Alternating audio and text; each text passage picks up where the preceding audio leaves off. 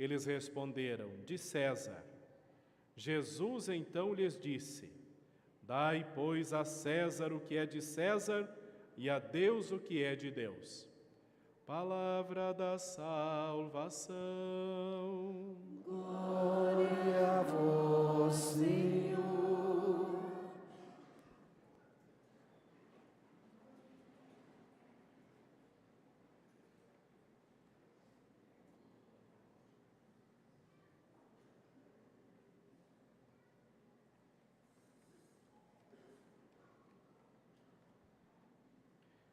Este ano parece que acenderam Goiás, né?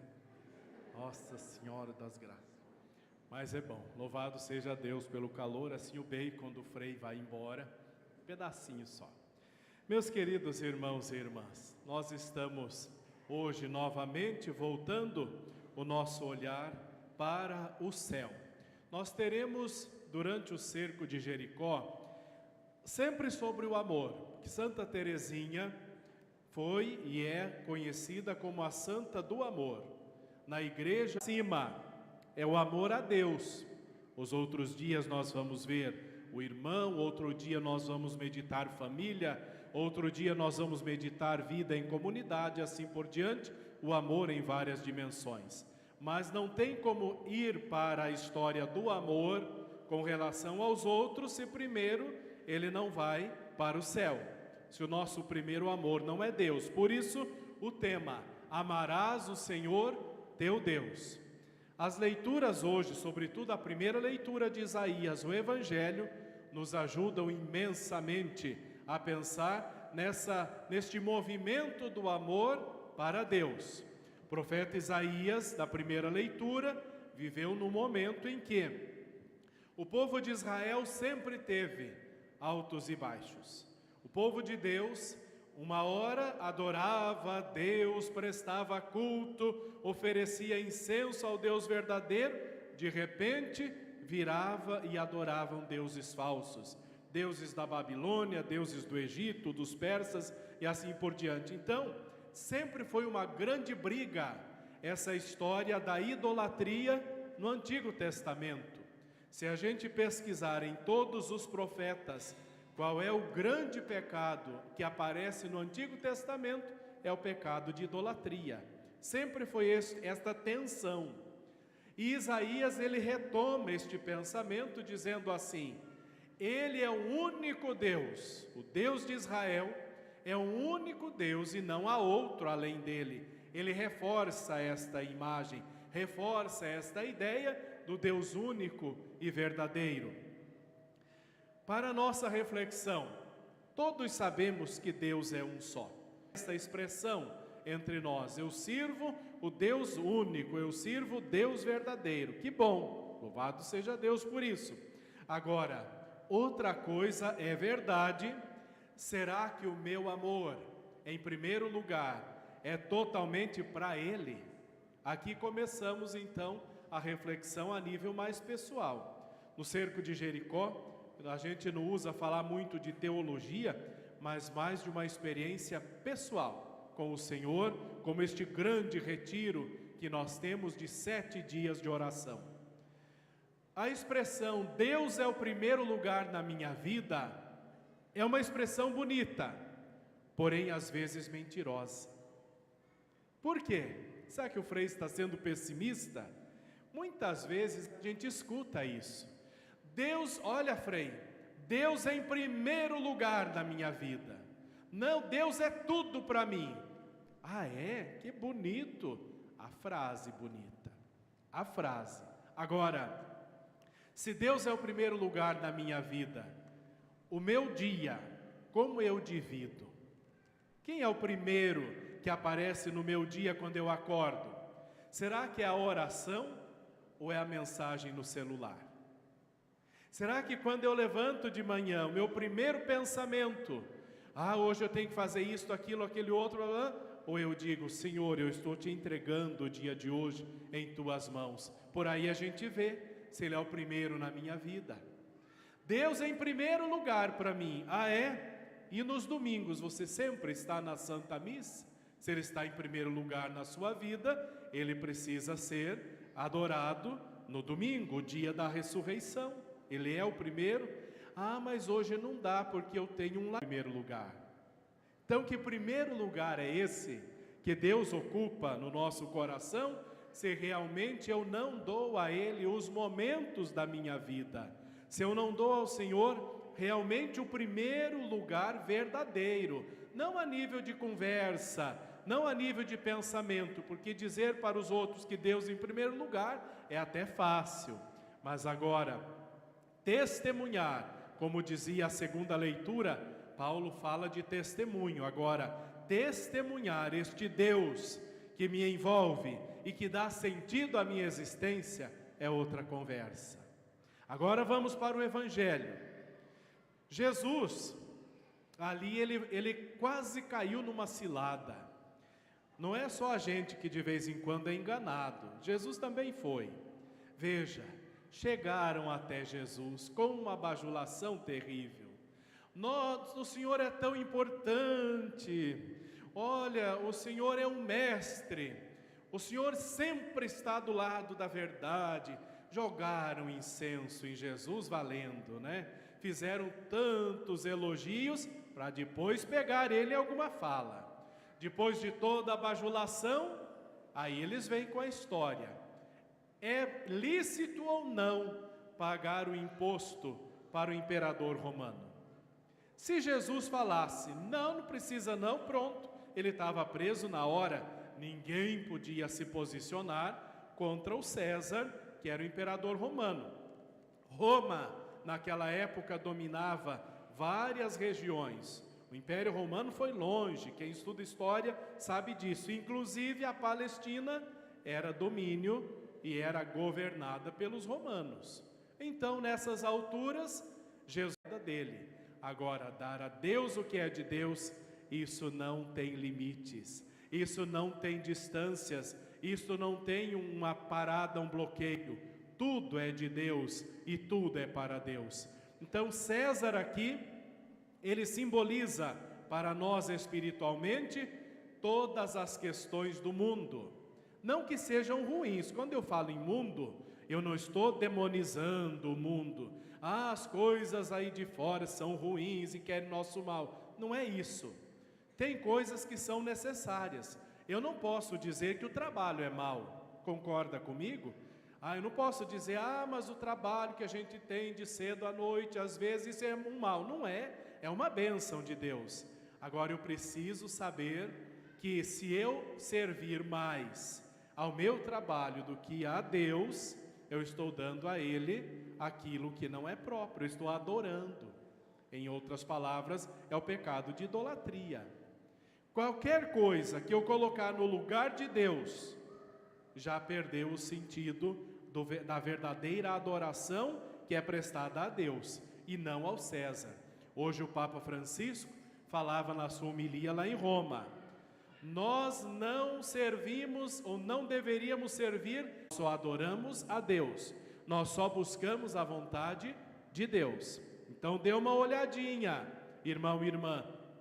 Às vezes pode ser que eu estou apegado em algum César, em algum imperador deste mundo. Você já entendeu o contexto espiritual que eu estou conversando. Pode ser, sei lá, uma pessoa que eu adoro no lugar de Deus. Essa história de dizer para o outro, nossa, você é minha vida. Não pode, não pode, ninguém é a nossa vida. Se morrer a pessoa, se morre junto, não pode. A pessoa está ali para completar a minha vida. Nossa família, nossos amigos com quem você se casa, é para completar, para somar com a vida. Mas uma pessoa não pode ser a nossa vida. Nossa vida é Deus. O sentido de nossa vida é o Senhor. Santa Teresinha, ela viveu este amor para Deus, para o céu, radicalmente. Santa Teresinha tinha uma frase nos seus escritos, História de uma Alma, que diz assim: em Jesus temos tudo, basta, não preciso mais nada, não preciso procurar outra coisa, não preciso procurar outro tipo de consolo, em Jesus temos tudo. olha a centralidade desta menina, desta jovem religiosa em Jesus. A vida dela foi para Jesus, a história dela foi para Jesus, o sentido da consagração dela foi para Jesus. Então, esta centralidade de Deus na nossa vida. Nós vivemos em um momento muito estranho mesmo. Veja que nós estamos passando por situações que nunca tínhamos passado.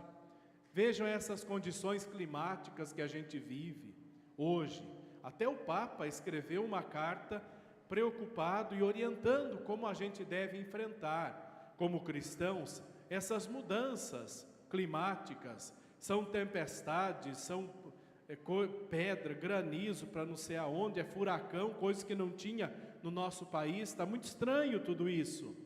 O que fazer diante disso? Deus em primeiro lugar na nossa vida. Deus em primeiro lugar.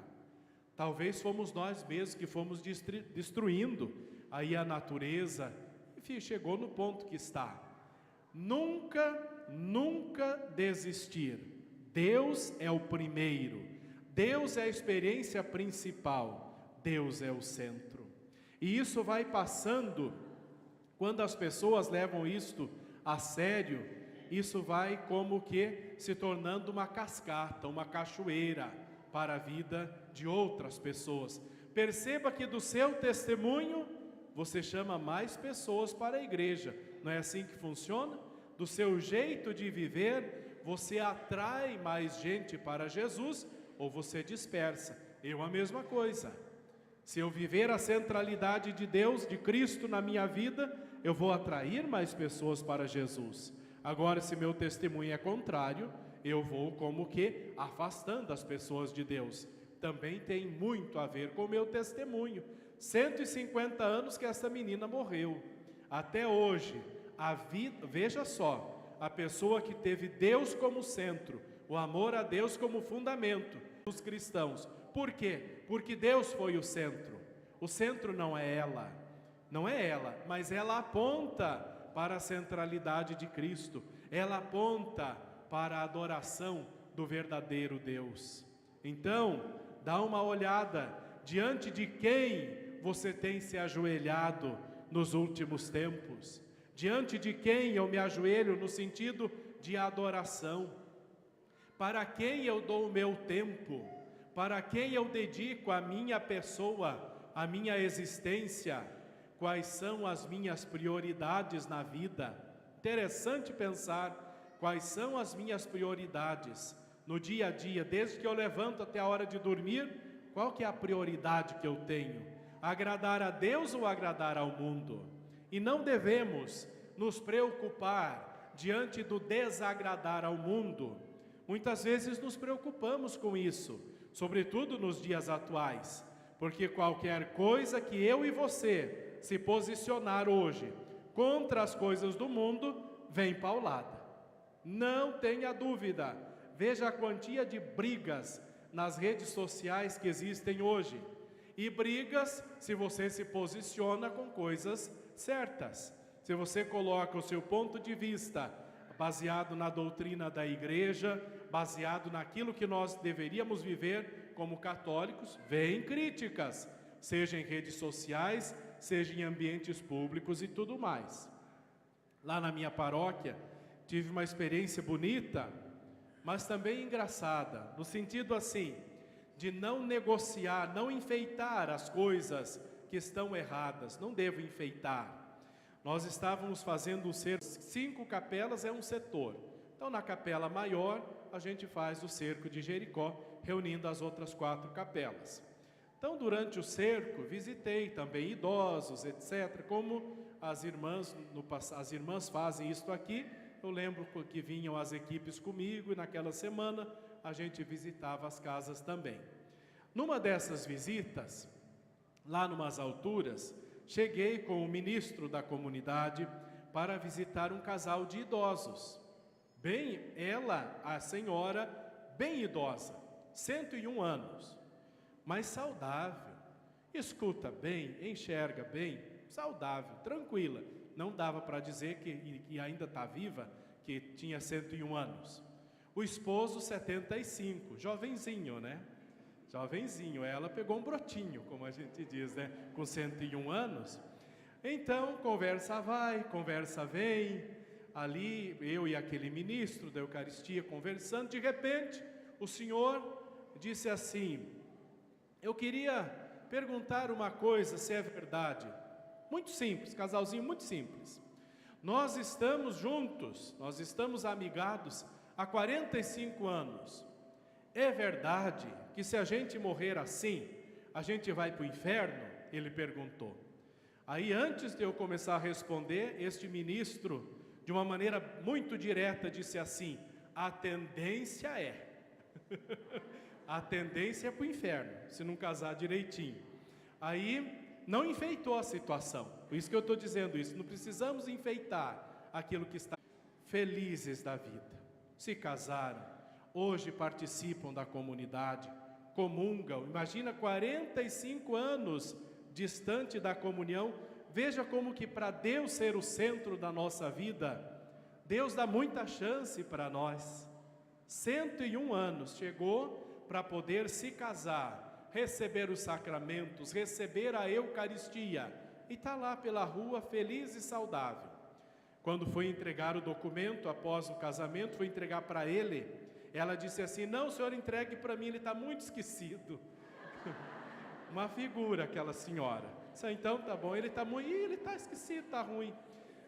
Se a gente chegar nos 101 desse jeito, louvado seja, Dilmira o nome dessa senhora, Dilmira, para dizer: ah, mas eu quando lá no futuro der certo, não sei quando, eu vou rezar mais. Não espere o futuro, talvez o futuro não espere você e acabe bem antes. Não podemos esperar. Ah, mas Deus vai ser o centro da minha vida lá quando eu tiver idoso, idosa. Não espere, muita gente não fica idoso, idosa. Vai antes, vamos ser realistas de vez em quando. É bom pisar no chão e pensar: ah, mas eu vou participar mais da missa, eu vou me confessar mensal, eu vou rezar o terço todos os dias quando eu tiver tempo. Em resumo, então você nunca vai fazer. Nós nunca vamos ter tempo. Se a gente não começa hoje a rezar mais, se nós não começamos hoje a participar mais da comunhão, da Eucaristia, se nós hoje não nos disciplinarmos para uma boa